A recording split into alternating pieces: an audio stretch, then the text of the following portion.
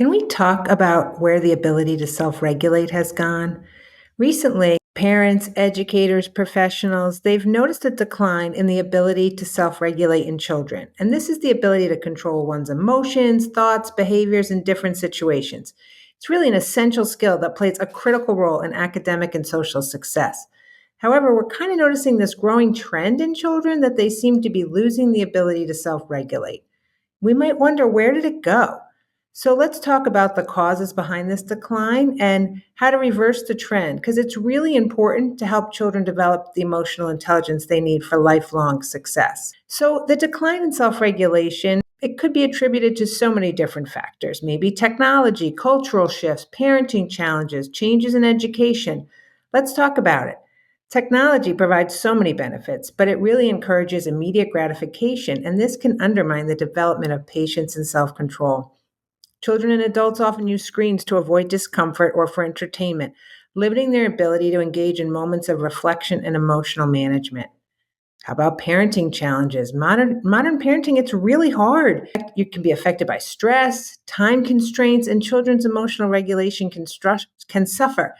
We might rely on technology to keep children occupied, and then they don't experience frustration, boredom, or social interaction that builds these self regulation skills. Or lack of boundaries or accountability can also hinder the development. Cultural shifts, there's hyper individualism and a decline in communal play that's really reduced social interactions. Parenting styles may overprotect children from failure or leave them unsupported in managing challenges, which impact emotional development. How about our education systems? They increasingly focus on early academic achievement, reducing the emphasis on play and social interaction.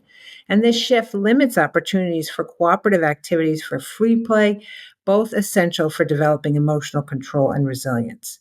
So, what about the consequences? A lack of self regulation, children may suffer with academic struggles. It can be difficult to manage your emotions, which can disrupt learning and affect classroom behavior. Maybe socially, poor self regulation can lead to challenges in building and maintaining friendships, causing even more social isolation for kids. How about emotional stress? Kids who can't regulate their emotions, they just experience higher levels of stress, frustration. It can be really difficult. And then they land up struggling academically, socially, and emotionally. So it's really important that we help kids with these challenges. So, cognitive neuroscience research has provided valuable insights into how self regulation develops, particularly in children with disruptive behavior. And studies have shown that there are specific neural markers, particularly from the prefrontal cortex, that are linked to self regulation processes. And they align with behavioral self regulation metrics, indicating that improvement in brain function can result in better emotional regulation. So, understanding the neuroscience behind self regulation offers a promising avenue for educators and professionals to develop targeted interventions that support emotional and behavioral growth. So, let's talk about practical implementation of some of these strategies to help bring self regulation back. Of course, there's no one size fits all solution. So, here are some general strategies that can help children and adults strengthen their self regulation skills. We can emphasize co regulation. Children often need adult support to manage their emotions, especially in stressful situations.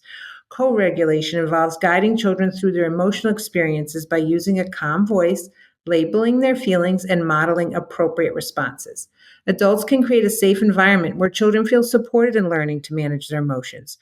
Over time, this external guidance helps children develop the internal skills necessary for self regulation. Mindfulness and interoception, these types of practices, breathing exercises, body awareness techniques, that can help children recognize the early signs of emotional escalation. Interoception is the awareness of internal bodily sensations, and it's a key to understanding when emotions are building. When children notice these signals, we equip them with the tools to regulate their emotions before they spiral out of control. A great tip is to practice in low stress settings. Try emotional regulation strategies in low stress environments, such as during games or creative activities, so that kids can manage their emotions when the stakes are low. Over time, they can transfer these skills to more stressful situations. Games that require patience, cooperation, resilience can also reinforce emotional regulation in a fun way.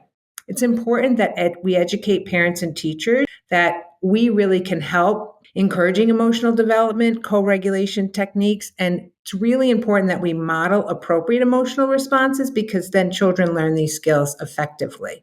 So consistent reinforcement of self-regulation strategies at home and school create a supportive environment where children feel empowered to manage their emotions. Early intervention research shows that targeting self-regulation can reduce the risk of negative outcomes in adolescence. So, identifying children early who struggle with self regulation and provide support through structured activities, emotional learning programs, or therapy can significantly improve their long term academic, social, and emotional well being.